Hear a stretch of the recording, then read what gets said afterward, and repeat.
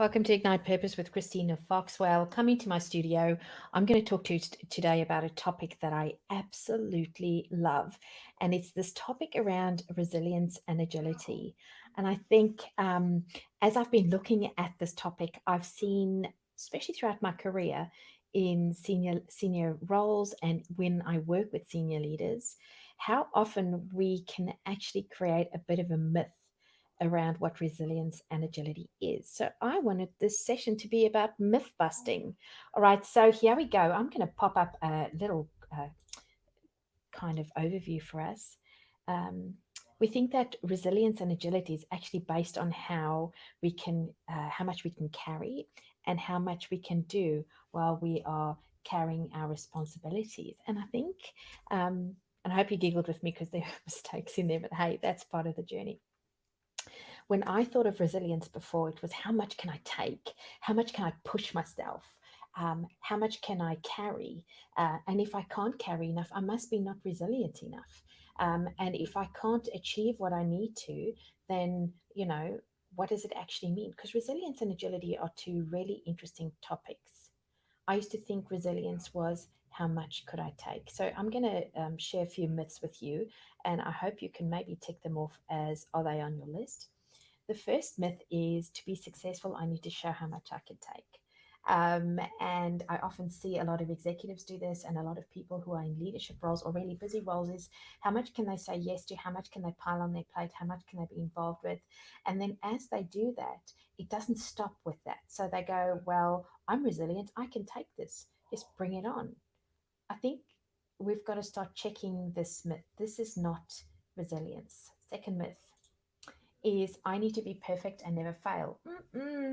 I'm going to tell you, this is, uh, to me, failure is learning, and perfection is the striving for a bit of utopia or not to be judged or the perfect, but it's not real. I have never met one person who's perfect. I think our imperfection makes us beautiful. And I think that allows us to be more resilient.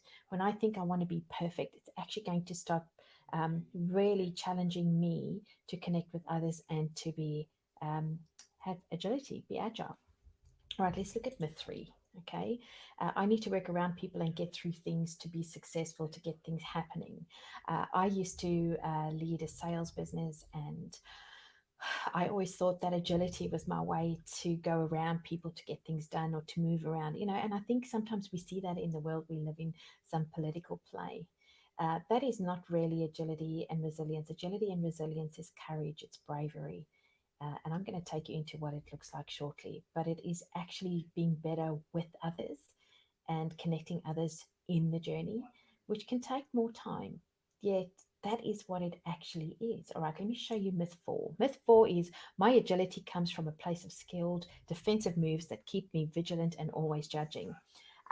I have a reflection of who I was before, and I think I still can be. It's a bit of a ninja Barbie, and I think we've all learned how to navigate our life, but from a place of defensiveness versus a place of being open and to actually work through something. So I'm defending and protecting versus accepting and learning. And I think that's the difference that we really need to look at. That is agility. All right, here's the next one. Oh, I have another one here. It says,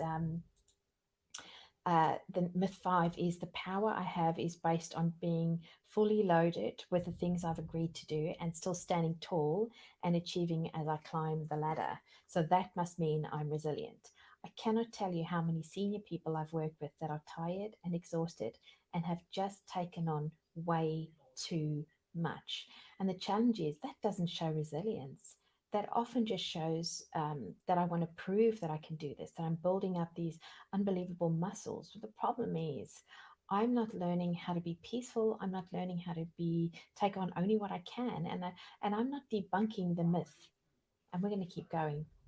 Um, Let me give you some tips on how to change things. The first thing is I believe through the work we've done and through what we see, resilience is wisdom.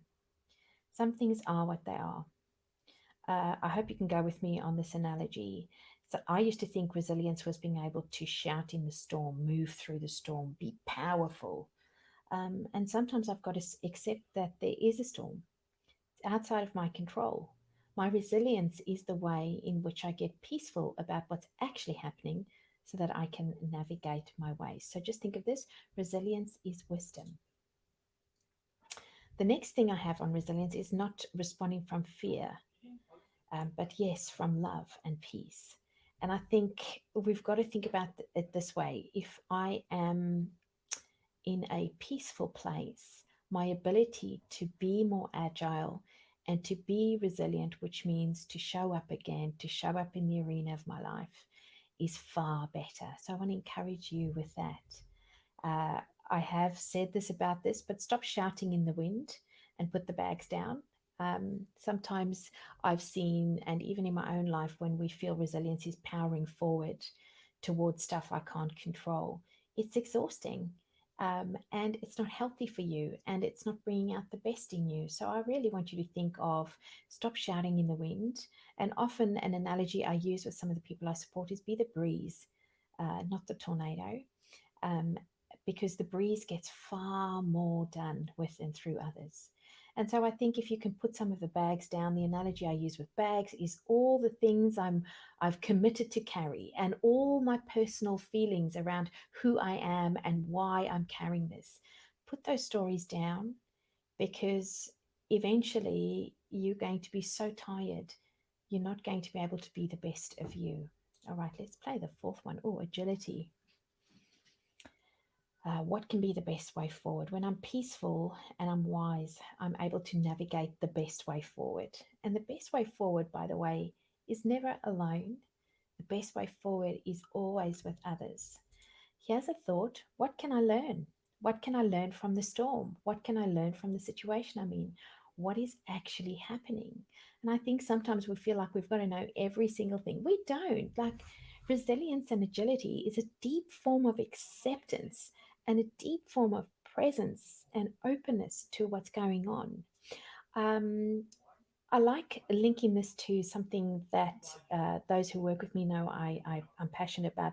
Brene Brown talks about vulnerability, and she talks about standing in the arena, and she talks about being seen. And I think vulnerability and openness is our only way to true resilience and agility. Because the more peaceful I am in who I am, and the more I can remember who I am, and that I am worthy, and that I'm good enough, and that I can be peaceful, and that this is not a life and death situation, because often that's what resilience feels like. I've got to fight for my life. Stop fighting. Start learning. Start learning about your world. The next piece I can share with you is when I'm peaceful, the action I can take is I can actually start navigating my world better, because navigation is always better together with others.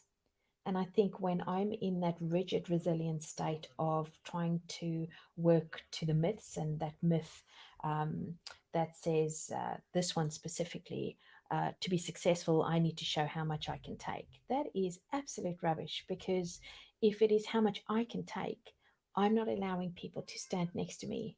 I'm not connecting. It's not about we, but it's only about me. And when it becomes about me, the load is heavy. So I want to encourage you. I'm going to move on to my last tip here is remember you are good enough. Use your inner power. Resilience and agility is an inner power of peacefulness and presence. And I want to encourage you today, we can all be more resilient. We can all be more agile. But you're going to have to debunk the myths that you've told yourself about what resilience is, and step into who you are. Step into peacefulness. Step into self acceptance. Step into love. This is Christina Foxwell. This has been a quick session this morning. It's been such a pleasure to be with you. Please join me on my next live broadcast. If you see me, I would love to be in your world to empower you to be the best you can be, so that we can be better together in the hive of life and work that we have. Have a wonderful day, and reach out to me on www